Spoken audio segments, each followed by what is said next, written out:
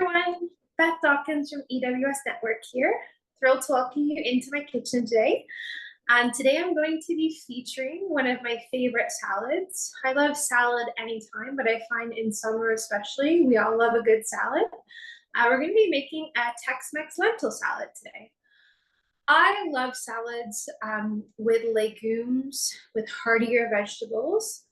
I find they're more satisfying, they have more protein, and they keep longer. So something like a Tex Mex lentil salad or any kind of salad with legume in place of lettuce or your mixed greens.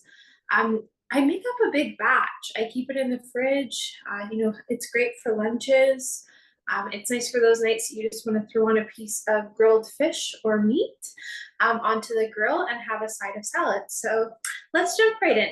We're gonna start with our Tex Mex mix. That's a tongue twister. So for that, it's pretty classic. It's going to be your black beans, your corn, and I'm going to throw in a can of lentils. Fresh is always better, of course, so you could always go to the extent of soaking your own legumes, boiling them. For convenience sake, sometimes I do opt for the cans. Always check the label to get the cans with the least amount of preservatives. And of course, with the lentils and the black beans, we want to make sure that they're rinsed and drained. And it's going a little bit more. Here we go. So with the mix, I just find I open up all my cans. If you're going to be using a canned version, I have my colander into the sink, and then I can just rinse and drain all three of them together. So my sink's just over here. Then the cans are all washed up for the recycling as well.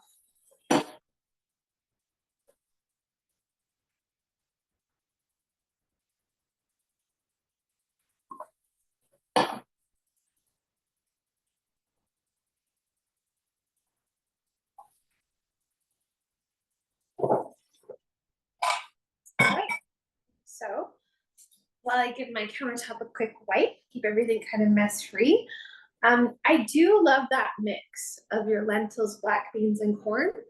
I even find I throw it in for a vegetarian taco, a little bit of taco seasoning in with that mix on some wraps. You could add an extra protein to it if you wish. But again, it's a nice hearty mix. Sometimes I throw in some veggie grinds. You could do your meat as well. But it is a really nice mix to work from. So I have my lentils, my black beans, and corn, and you can already see some nice color coming to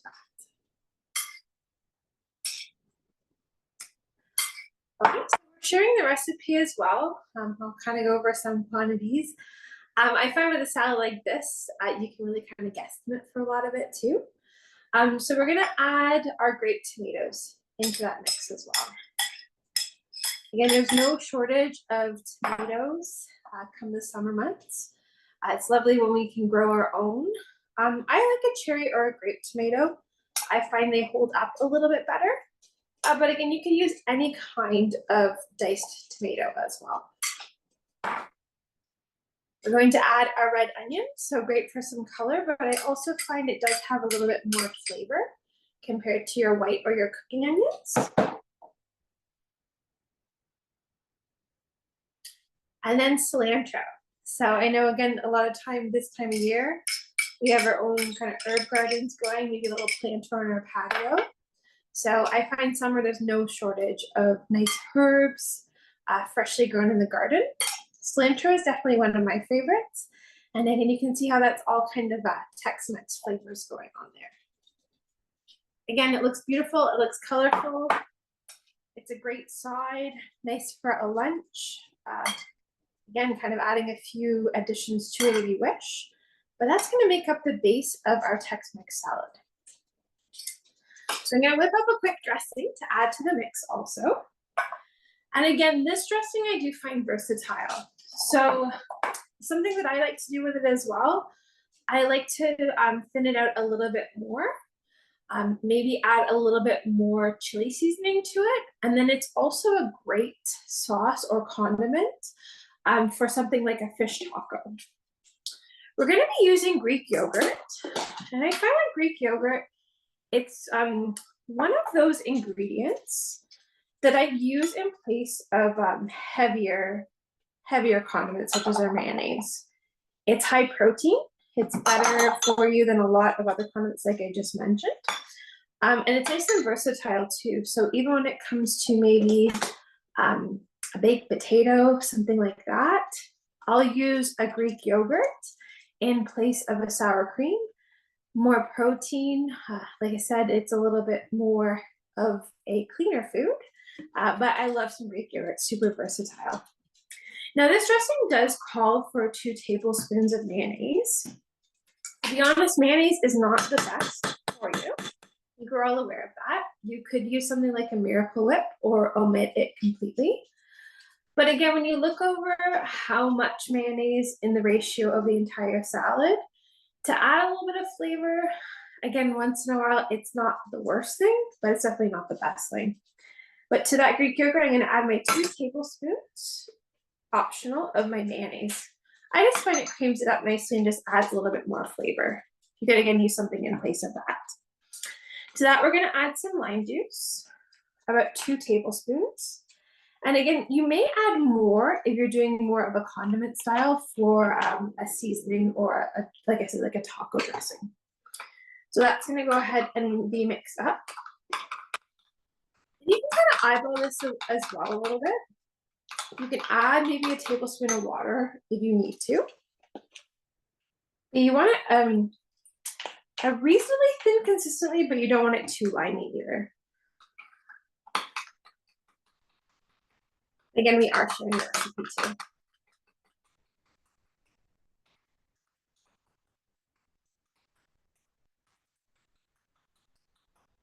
Take more over to mix up. That's the thing, Greek yogurt is nice and thick and nice and creamy too. When you think 3/4 of a cup of Greek yogurt has about 18 grams of protein, of course you're not going to eat a 1/4 cup of this dressing, 3/4 of a cup. But just that side note, I think it's one of my favorite foods for that versatility factor and for the protein factor. So to my dressing, I'm going to add half a package of taco seasoning. Again, super versatile to have on hand. I usually buy the little packages, but you can buy the larger containers. You can go to Bulk Barn or make your own. For convenience sake, I use the packages most of the time.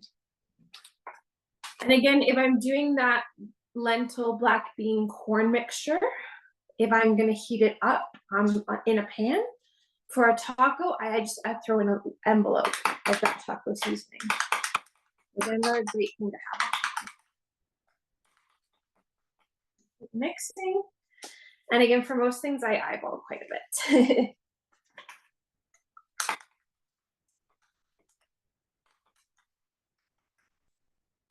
I'm gonna add just a splash of water just to thin it out.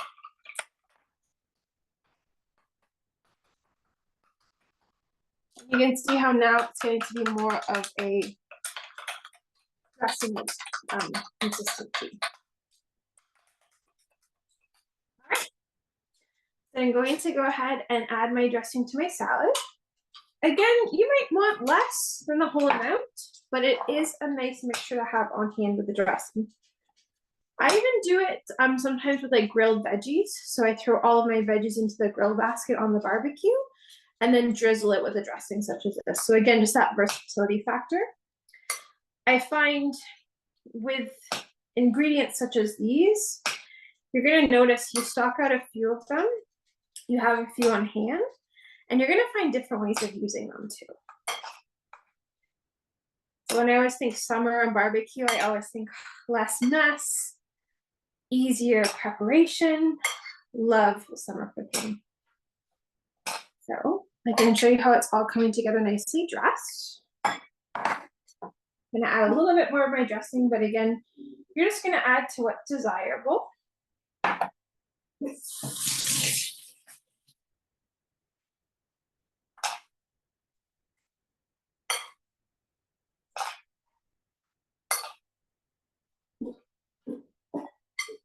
And then once you're pretty well coated in your mixture, again, you want to make sure you're not over dressing your salad.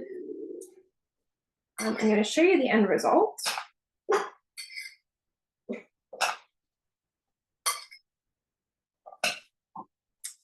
So there we have it, a Tex Mex lentil salad. So the recipe does call for an avocado cubed. If you're planning on storing your salad and having it on hand in your refrigerator, I would suggest adding the avocado on the side, mixing it in as needed, because sometimes avocado can brown. If you're gonna, again, serve and eat or overnight, you'd be fine to add your diced avocado and also mix that in there too. So there you have it. Like I said, super versatile. Nice addition, great appetizer too if you do it with like some chips too. But I hope that this will be of use to you with a Tex Mex lentil salad. So thanks for watching.